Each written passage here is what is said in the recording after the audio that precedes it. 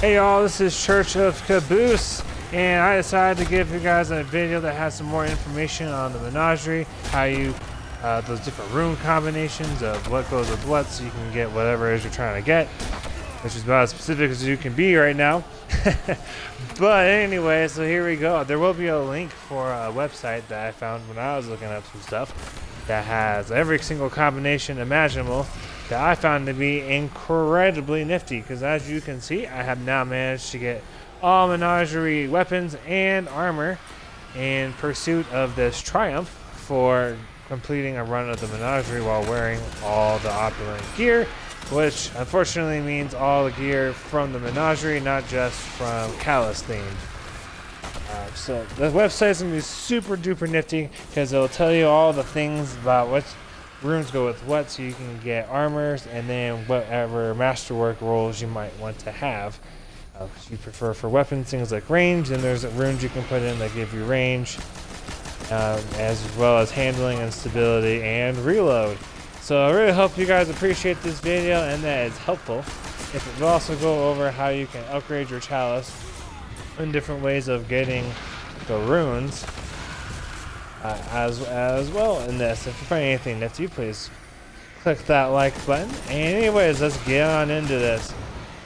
So to fix all these guns, like this machine gun that got whipped out right now, everything has runes that you can put into your chalice to invoke your chalice's power at the end of a Menagerie run. So once you beat the boss, different runes will result in different weapons and different armor with different masterwork roles. So you definitely want to use that website to look them up, because there are lots and lots and lots of combinations that I imagine would be very difficult for anyone to memorize. And so since there's a website, you don't have to. Alright, and now you might be asking yourself, well, Church, I don't have any of my chalice upgraded. I have no idea what I should do first. There's three different slots. They all look really good. What should I do first? Well, some friends of mine have recommended doing power and efficiency first, because that will give you more weekly rewards. So if you're not to 750 yet and you're kind of like, I want to level up faster, you probably want to start off with power and efficiency. But since it's been about a month or so into opulence, maybe you're not worrying about level and you just want to get all the gear. And if you want to get all the gear, then you should do rune and compatibility first, because the rune and compatibility, each one gives you a different color of rune that you can have dropped when you're doing activities, and each of those color runes unlocks the next tier or so of weapons, if that makes sense to all of you guys. So if you can't, for example, get the machine gun if you haven't done up any of the runes, and so you only are getting purple rune drops. Same with the Austringer. You have to be able to get, I believe it is, green runes, which is the second tier of the rune compatibility slot. And I believe the Beloved is required to have that first slot. So anyways, I hope that makes sense. I will be getting that middle tier done over the next week or two to have my chalice masterworked. But let's move on to how does one get those Imperials, because they don't really just drop randomly almost ever, unless you have a perk unlocked with your chalice, which I believe is power and efficiency 3. Where random events will have a slight chance of dropping Imperials, and when they do, it's so far been 500 for me. The other way, and really the best way of getting these Imperials, is to do those triumphs for the Menagerie, which is why one of the reasons why I am doing this one that has me wearing all opulent gear, because that gives me another 500 runes. You can also do your Warner 44 bounties, and when you unlock that treasure chest, once that bounty has been completed, I believe you get 150 runes. So that's not quite as many, but it is better than getting no runes. When you get enough of these runes, you can turn them in, and you do need a lot of runes.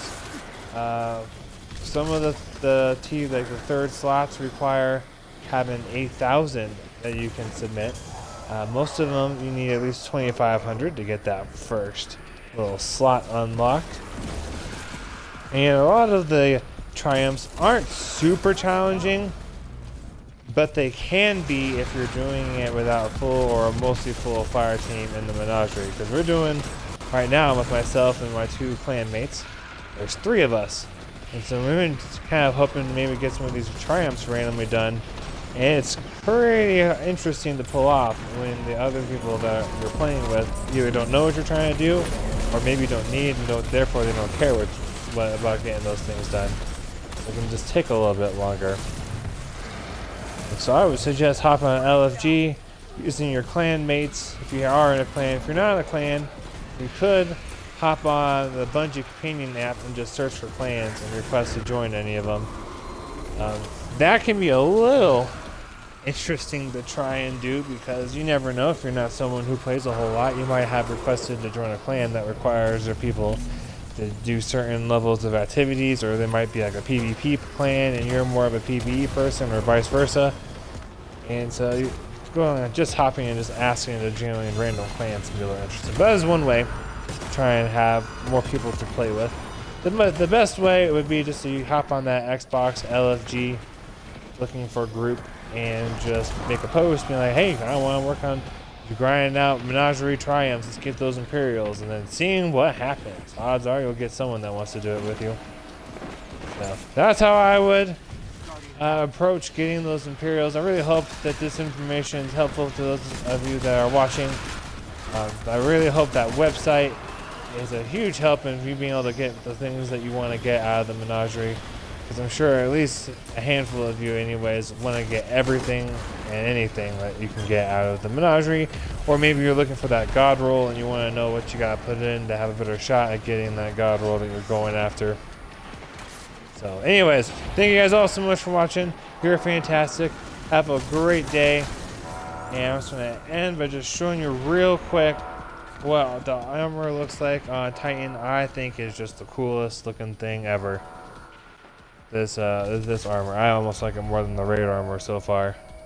There you go. That's what the Titan looks like with the full opulence set. Pretty sick. There's no special shaders on it. That's just how it dropped. Let's just double check, make sure that there is a shader. Oh, looks like they use Shadow Guilt is what it comes dropped with. So if you want the Shadow Guilt shader and you haven't gotten it yet, this is a way you can get it.